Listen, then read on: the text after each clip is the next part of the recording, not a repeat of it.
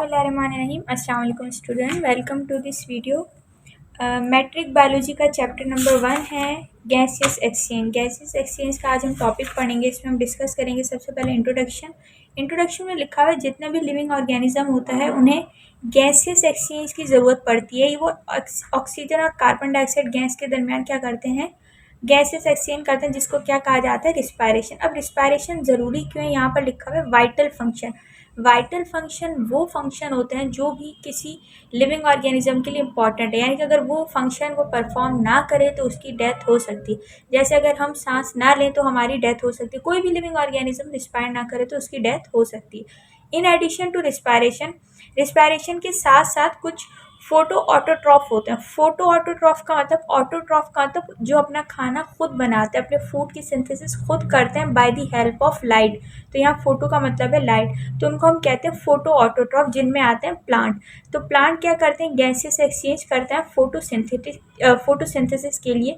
क्या करते हैं, कार्बन डाइऑक्साइड का इनहेल करते हैं, उससे ग्लूकोज बनाते हैं और ऑक्सीजन को रिलीज कर देते हैं। क्या है कि एक्वेटिक ऑर्गेनिज्म होते हैं वो भी एक्सचेंज ऑफ गैस करते हैं, किसके साथ, वाटर के साथ। जबकि टेरेस्ट्रियल अपना एक्सचेंज ऑफ गैस किसके साथ करते हैं, एयर के साथ। जैसे हम ह्यूमन है, हमें अपना गैसेस एक्सचेंज करना है, हमें ऑक्सीजन चाहिए तो हम ऑक्सीजन कहाँ से लेंगे, बाहर इन्वायरमेंट से लेंगे, और कार्बन डाइऑक्साइड कहाँ एक्सहेल कर देंगे, इन्वायरमेंट में। अब हमारे इन्वायरमेंट में इर्द गिर्द क्या होता है, एयर। इसी तरह जो फिशेस होती है वो गैसेस एक्सचेंज किसके अंदर करती है, वाटर के अंदर। तो क्योंकि उनके बाहर का इन्वायरमेंट क्या है, वाटर है। तो आइए देख लेते हैं हम, अगला टॉपिक है gases exchange in plant. Plant के अंदर गैसेस एक्सचेंज कैसे होती है। इन्होंने कहा कि प्लांट जो गैसेस एक्सचेंज करते हैं वो करते हैं फोटोसिंथेसिस और रिस्पायरेशन के लिए। अब फोटोसिंथेसिस के अंदर होता क्या है, पहले वो हम एक इक्वेशन के जरिए समझते हैं। कार्बन डाइऑक्साइड आती है गैस, कार्बन डाइऑक्साइड प्लांट को कैसे मिलेगी, जो हम एक्सहेल करके एनवायरनमेंट में भेजते हैं, और उसके बाद वाटर के साथ ही कंबाइन होगा। वाटर जब हम पौधे को पानी देते हैं, तो जब ये दोनों चीज़ें कंबाइन होंगी in the presence of sunlight, तभी क्या बनाता है, ग्लूकोज बनाता है प्लांट, और क्या बनाता है, ऑक्सीजन गैस, जो कि ये प्लांट क्या करता है, वहाँ से रिलीज करवा देते हैं। कार्बन डाइऑक्साइड गैस को इनहेल किया था और पूरा प्रोसेस किया, और ऑक्सीजन को क्या कर दिया, एक्सहेल कर दिया। तो इसको हम कहते हैं गैसियस एक्सचेंज। एक गैस का इंटेक किया और दूसरी गैस को जो है एक्सहेल कर दिया, तो इस प्रोसेस को हम कहते हैं गैसियस एक्सचेंज। अब इस गैसियस एक्सचेंज के दौरान प्रोडक्ट क्या बना, ग्लूकोज बना और ऑक्सीजन बना। तो ग्लूकोज क्या है, जब ग्लूकोज बना, किसने बनाया, प्लांट ने बनाया। प्लांट में किस जगह बना, जहाँ पर क्या चीज़ प्रेजेंट थी, क्लोरोप्लास्ट। अब क्लोरोप्लास्ट कहाँ पर प्रेजेंट है, प्लांट के अंदर लिखा हुआ है स्टोमेटा के अंदर क्लोरोप्लास्ट प्रेजेंट होते हैं, जहाँ पर ये रिएक्शन होता है और ग्लूकोज बनता है। कि जब फोटोसिंथेसिस होती है तो कार्बन डाइऑक्साइड प्लांट क्या करते हैं, इन करते हैं, और ऑक्सीजन का क्या करते हैं, आउट कर देते हैं। जबकि रिस्पायरेशन में क्या होता है, ऑक्सीजन का इनहेल किया जाता है और कार्बन डाइऑक्साइड का एक्सहेल किया जाता है। अब एक सवाल आएगा सबके दिमाग में कि प्लांट ऑक्सीजन का इनहेल कैसे कर सकता है। अगर प्लांट ऑक्सीजन का इनहेल करना स्टार्ट कर दें तो क्या होगा, एनवायरनमेंट में ऑक्सीजन की कमी हो सकती है। तो प्लांट ऑक्सीजन का इनहेल कब करते हैं, रात के टाइम करते हैं। जब प्लांट के अंदर ये हो रहा था कि रात के वक्त ऑक्सीजन का इंटेक हो रहा, ग्लूकोज टूट रहा, और इसके नतीजे में कार्बन डाइऑक्साइड और वाटर बन रहे हैं। तो ये कार्बन डाइऑक्साइड कहाँ जाते हैं, बाहर इन्वायरमेंट के अंदर जाते हैं। और जब दोबारा सुबह होती है तो इसी कार्बन डाइऑक्साइड को दोबारा से प्लांट क्या कर लेते हैं, इस्तेमाल करते हैं सनलाइट की प्रेजेंस में, और क्या करते हैं, फोटोसिंथेसिस परफॉर्म करते हैं। तो तभी कहते हैं कि रात के वक्त जो है पौधों के पास नहीं जाना चाहिए, क्योंकि रात के टाइम जो है ना, प्लांट क्या कर रहे होते हैं, कार्बन डाइऑक्साइड को एक्सहेल कर रहे होते हैं। बट इनका जो रेट होता है ना, वो काफ़ी ह्यूमन के कंपैरिजन में काफ़ी स्लो होता है, बहुत स्लो ऑक्सीजन का इंटेक करते हैं, कार्बन डाइऑक्साइड को रिलीज करते हैं। अगर ये फास्ट कर देंगे तो इस तरह से ऑक्सीजन इन्वायरमेंट में ख़त्म भी हो सकती है। तो ये रात के टाइम बहुत स्लोअर रेट में क्या करते हैं, ऑक्सीजन का इंटेक करते हैं और कार्बन डाइऑक्साइड को एक्सहेल करते हैं, और दोबारा से ये सुबह इसी कार्बन डाइऑक्साइड को यूज़ करके ग्लूकोज बना सकते हैं। जबकि ह्यूमन्स के अंदर क्या होता है, जब ऑक्सीजन आता है और टिश्यू के अंदर जो ग्लूकोज स्टोर होता है वो टूटता है, और उससे क्या बनता है, कार्बन डाइऑक्साइड बनता है, वाटर बनता है, और एटीपी बनता है। यहाँ पर भी एटीपी बनेगा प्लांट के अंदर भी, ठीक है। एटीपी से क्या मिलता है, प्लांट और एनिमल को एनर्जी मिलती है। तो एनिमल के अंदर जो कार्बन डाइऑक्साइड एक्सहेल हो जाता है ना, तो वो एक्सहेल ही हो जाता है। एनिमल कभी कार्बन डाइऑक्साइड का इंटेक नहीं करते। और वाटर बॉडी के अंदर इस्तेमाल होगा, अगर एक्सेस है तो यूरिन के जरिए एक्सक्रीट आउट हो जाएगा। कार्बन डाइऑक्साइड नोज के जरिए एक्सहेल हो जाएगा और माउथ के जरिए। और एटीपी क्या है, ये बॉडी इसको इस्तेमाल कर लेगी एनर्जी के लिए। तो यहाँ पर भी प्लांट की बॉडी एटीपी को इस्तेमाल करती है एनर्जी के लिए। कि डे टाइम में क्या होता है, जो ग्रीन पार्ट है प्लांट का वो क्या करता है, फोटोसिंथेसिस करता है। क्या बनाता है, कॉम्प्लेक्स फूड बनाता है जो कि ऑर्गेनिक मॉलिक्यूल है। ऑर्गेनिक मॉलिक्यूल उसको कहते हैं जिसके अंदर कोवेलेंट बॉन्ड प्रेजेंट हो, यानी कि कार्बन और हाइड्रोजन के बीच में कैसा बॉन्ड प्रेजेंट हो, कोवेलेंट बॉन्ड। तो यहाँ पर C6H12O6 है, तो यहाँ पर कार्बन और हाइड्रोजन के बीच में क्या होता है, कोवेलेंट बॉन्ड प्रेजेंट होता है, इसको हम कहते हैं ऑर्गेनिक मॉलिक्यूल। इन्होंने कहा कि सिंपल मॉलिक्यूल को इस्तेमाल करते हैं, यानी कि कार्बन डाइऑक्साइड और वाटर को इस्तेमाल करके क्या बनाते हैं, ग्लूकोज का मॉलिक्यूल जो कि कॉम्प्लेक्स है। ड्यूरिंग दिस प्रोसेस के दौरान क्या होता है, कार्बन डाइऑक्साइड इनहेल करता है और ऑक्सीजन गैस क्या होती है, रिलीज होती है एज अ बाय प्रोडक्ट, और वो इन्वायरमेंट में चली जाती है, फिर हम ऑक्सीजन का इनहेल करते हैं। रिस्पायरेशन क्या है, इन्होंने बताया कि रिस्पायरेशन ना हर लिविंग सेल करता है। फोटोसिंथेसिस जस्ट प्लांट करते हैं और कुछ एल्गा वगैरह करते हैं जिनके पास क्लोरोप्लास्ट होता है, बट एनिमल फोटोसिंथेसिस नहीं करते। It is a process. अच्छा, रिस्पायरेशन के बारे में बताया कि इन्होंने, ये एक ऐसा प्रोसेस है जिसमें फूड क्या होता है, ऑक्सीडाइज होता है और एनर्जी रिलीज होती है। फूड ऑक्सीडाइज होता है और एनर्जी रिलीज होती है, जो जैसे मैंने शुरू में स्टार्टिंग में ही बताया था कि जब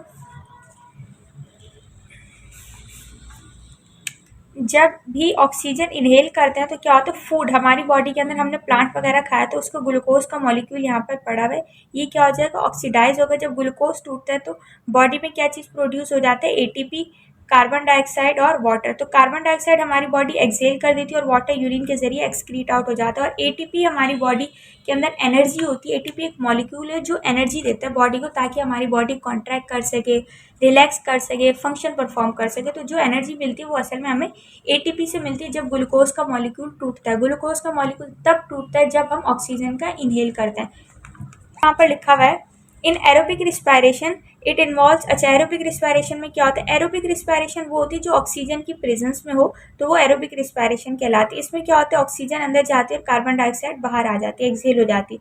process of exchange of gas in plant takes place by. अब कह रहे हैं जो गैसेस एक्सचेंज होती है प्लांट के अंदर, वो किस जरिए होती है, किस चीज़ के जरिए होती है। इन्होंने कहा माइनर ओपनिंग्स होती हैं छोटी छोटी सी, जिसको हम कहते हैं स्टोमेटा। स्टोमेटा लीव्स में प्रेजेंट होते हैं। तो इन्होंने बताया कि स्टोमेटा के जरिए गैसेस एक्सचेंज होती है। स्टोमेटा एक ओपनिंग होती है, मैं आगे चल के बताऊंगी। और आगे लिखा है रूट भी गैसेस एक्सचेंज करती है और स्टेम भी गैसेस एक्सचेंज करती है, थोड़ा बहुत रिस्पायरेशन करती है, और ये फोटोसिंथेसिस भी करते हैं।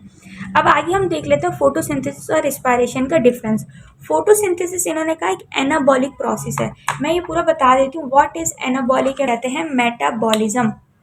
मेटाबॉलिज्म बोलो या मेटाबॉलिक बोलो। मेटाबॉलिक का मतलब होता है कोई चीज़ टूट रही है और बन रही है। इसी की दो टाइप होती हैं, एक होती है एनाबॉलिज्म और दूसरी होती है कैटाबॉलिज्म।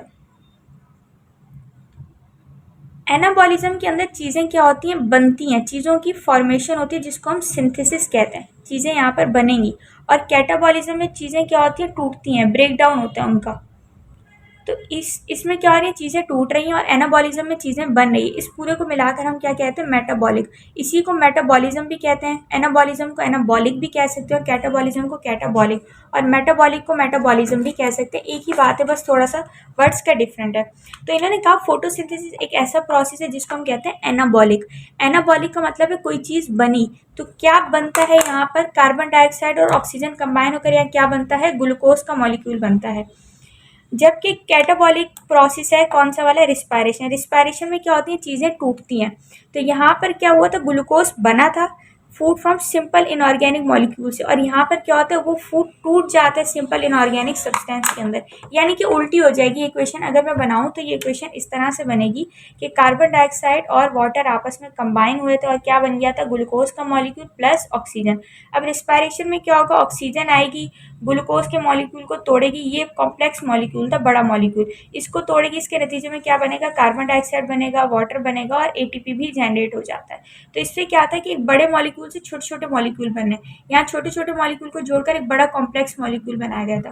तो ये वाला कहलाता है फोटोसिंथेसिस, जिसमें ग्लूकोज बना और जिसमें ग्लूकोज टूटता है उसको हम कहते हैं रिस्पायरेशन। अब रिस्पायरेशन क्यों कह रहे हैं, क्योंकि ऑक्सीजन गैस आती है तभी ग्लूकोज मॉलिक्यूल टूटता है और उससे कार्बन डाइऑक्साइड एक्सहेल होती है और लिबरेट होती है। अच्छा, फोटोसिंथेसिस के लिए ना लाइट एनर्जी की ज़रूरत होती है, जबकि रिस्पायरेशन के लिए लाइट एनर्जी की ज़रूरत नहीं होती। अब हम जब सांस लेते हैं ना, ऐसा तो नहीं है कि जब लाइट होगी हम तभी सांस ले पाएंगे, तो हम in the absence of light भी हमारे अंदर रिस्पायरेशन का प्रोसेस चल रहा होता है। फोटोसिंथेसिस जो होती है वो प्लांट्स के अंदर होती है। रिस्पायरेशन हर लिविंग ऑर्गेनिज्म के अंदर होती है, ह्यूमंस के अंदर भी होती है, एनिमल्स के अंदर होती है, मैमल्स के अंदर होती है, बर्ड्स के अंदर भी होती है। फोटोसिंथेसिस में कार्बन डाइऑक्साइड गैस को इस्तेमाल किया जाता है, जबकि रिस्पायरेशन में ऑक्सीजन गैस को इस्तेमाल किया जाता है। फोटोसिंथेसिस में ऑक्सीजन गैस रिलीज होती है, जबकि रिस्पायरेशन में कौन सी गैस हम रिलीज करते हैं? कार्बन डाइऑक्साइड, जो कि एनवायरनमेंट में हम भेज देते हैं। ये कब होती है? फोटोसिंथेसिस डे टाइम में होती है और रिस्पायरेशन हर वक्त हो रही होती है। फोटोसिंथेसिस क्लोरोफिल के अंदर होती है, क्लोरोफिल की यहाँ पर ज़रूरत होती है, जबकि रिस्पायरेशन में क्लोरोफिल की कोई ज़रूरत नहीं होती। अच्छा, वैसे मेरा एक सवाल है, आप लोग मैट्रिक के स्टूडेंट हो, कि फोटोसिंथेसिस जो है ना उसके लिए क्लोरोफिल की ज़रूरत क्यों पड़ती है? What is the main reason behind this? तो हमने पढ़ा था कि साइटोप्लाज्म के अंदर एक ऑर्गेनेल होता है जिसको कहते हैं chloroplast. Chloroplast double membrane bound organelle है। इस क्लोरोप्लास्ट के अंदर एक पिगमेंट प्रेजेंट होता है जिसको कहते हैं क्लोरोफिल। अब ये क्लोरोफिल क्या है? एक पिगमेंट है। ये एक ऐसा पिगमेंट है जो किस कलर का होता है? ग्रीन कलर का होता है, और इसका काम होता है सनलाइट को कैप्चर करना। ये वाहिद मॉलिक्यूल है जो कैप्चर कर सकता है सनलाइट को और उसको कन्वर्ट कर सकता है केमिकल एनर्जी के अंदर।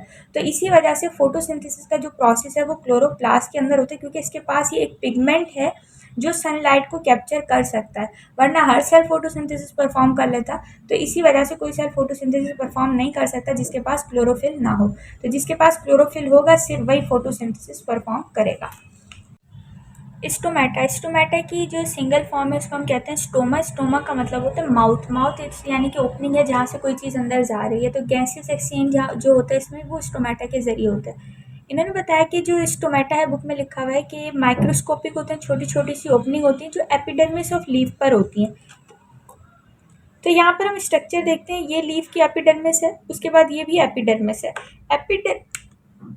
एपिडर्मिस का मतलब क्या होता है? एपी का मतलब होता है अबव और डर्मिस का मतलब होता है स्किन।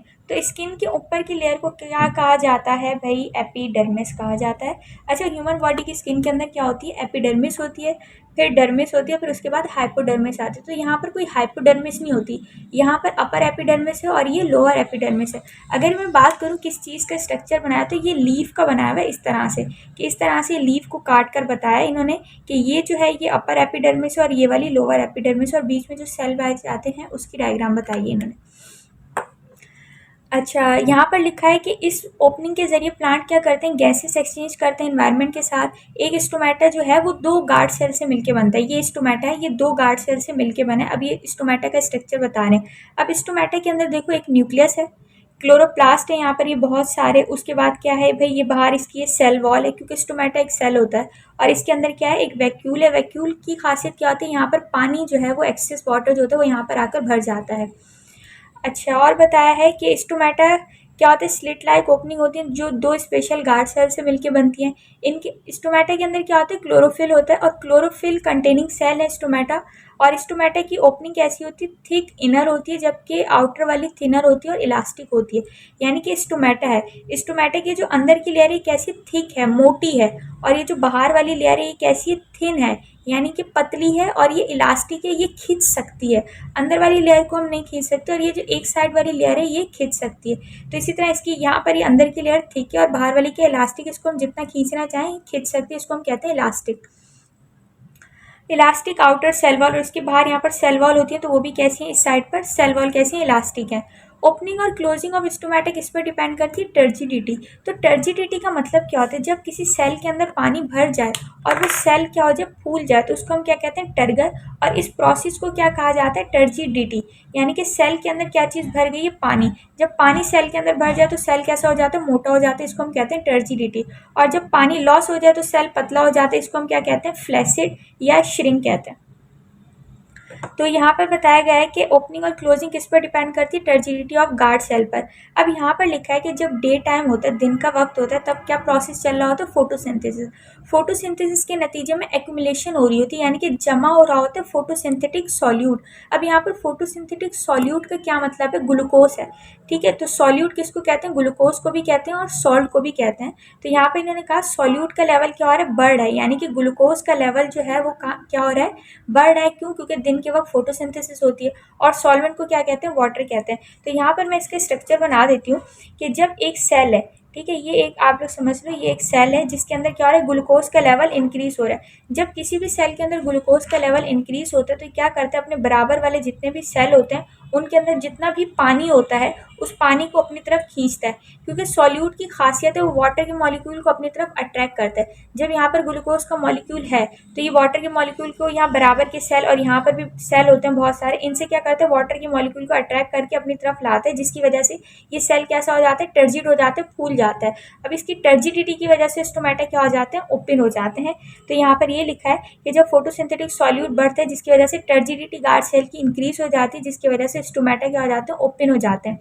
और इस दौरान क्या होता है, जब स्टोमेटा ओपन हो गए तो इस दौरान क्या होता है, यहाँ पर कार्बन डाइऑक्साइड अंदर जाएगी इस जगह से और ऑक्सीजन यहाँ से बाहर आएगी। ये प्रोसेस तब तक चलता रहेगा जब तक जो है लाइट खत्म ना हो जाए। तो जब अंधेरा हो जाता है तब फोटोसिंथेसिस का प्रोसेस रुक जाता है, क्योंकि फोटोसिंथेसिस लाइट पर भी डिपेंड करता है। क्योंकि जब लाइट चली जाएगी तब ये प्रोसेस रुक जाएगा, क्योंकि फोटोसिंथेसिस लाइट पर भी डिपेंड करता है। फोटोसिंथेसिस के लिए कार्बन डाइऑक्साइड, वाटर और सनलाइट का होना ज़रूरी है। 3 फैक्टर मस्ट है फोटोसिंथेसिस के लिए। अगर इन तीनों में से एक भी नहीं होगा तो फोटोसिंथेसिस नहीं होगी, इसका मतलब ग्लूकोज नहीं बनेगा। तो यहाँ पर हम लेयर देखते हैं लीफ का स्ट्रक्चर, ये अपर एपिडर्मिस है और ये लोअर एपिडर्मिस है, और बीच में यहाँ पर सेल है, पेलिसेड क्लोरोफिल सेल है और स्पंजी मेसोफिल सेल है। अच्छा, यहाँ पर जो अपर एपिडर्मिस है ना, यहाँ पर स्टोमेटा की ओपनिंग नहीं दिखाई हुई, जबकि लोअर एपिडर्मिस में स्टोमेटा की ओपनिंग दिखाई हुई। यहाँ पर स्लिट लाइक ओपनिंग ये भी है और ये भी है, जहाँ से कार्बन डाइऑक्साइड अंदर जा रही है, यहाँ फोटोसिंथेटिक प्रोडक्ट जमा हो रहा है और फिर यहाँ से दूसरी ओपनिंग से ऑक्सीजन जो है वो बाहर आ रही है। तो यहाँ पर तो देखो, स्टोमेटा ज़रूरी नहीं है कि वो सिर्फ लोअर एपिडर्मिस पर हो।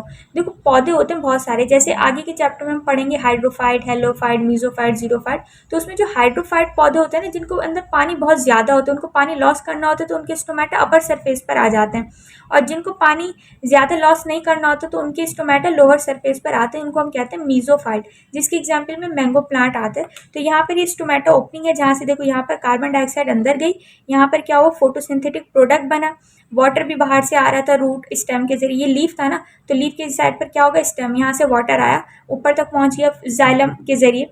अब वाटर और कार्बन डाइऑक्साइड आपस में कंबाइन हुई, क्या बना, फोटोसिंथेटिक प्रोडक्ट तो बन गया, और एक बाय प्रोडक्ट भी बनता है जिसको हम कहते हैं ऑक्सीजन, जो एनवायरनमेंट के अंदर चला जाता है। तो ये कार्बन डाइऑक्साइड अंदर जा रही है और ऑक्सीजन बाहर आ रही है, इसी को क्या कहते हैं, हम गैसियस एक्सचेंज कहते हैं। अब स्टोमेटा का स्ट्रक्चर देखते हैं, ये स्टोमेटा है, ये ओपन है और ये क्या है, क्लोज है। अब ये ओपन कैसे हुआ, ये जो बीच में क्या है, ये वैक्यूल है। जब क्लोरोप्लास्ट ने फोटोसिंथेसिस की ग्लूकोज बनाया, जब इसने ग्लूकोज बनाया तो ये वैक्यूल के अंदर भेज देता है। अब वैक्यूल के अंदर ग्लूकोज क्या हो गया, बहुत ज़्यादा हो गया। तो अब स्टोमेटा के इर्द गिर्द बहुत सारे यहाँ पर सेल होते हैं, उन सेल के अंदर क्या होता है, सारा पानी भरा हुआ होता है। अब उस ये वैक्यूल के अंदर क्या है, ग्लूकोज, और इसके बराबर वाले सेल में क्या है, सारा वाटर है। तो इन बराबर वाले सेल से क्या करेगा, पानी को अपनी तरफ खींचेगा, जिसकी वजह से स्टोमेटा क्या हो जाते हैं, इस तरह से ओपन हो जाते हैं। मैं एक बार इसका स्ट्रक्चर भी दिखा देती हूँ कैसे, वो कुछ इस तरह से है। ये एक स्टोमेटा है, ठीक है। और अगर मैं बोलूँ लीफ की, अगर मैं बात करूँ तो लीफ इस तरह से बनाया था मैंने, ये लीफ है,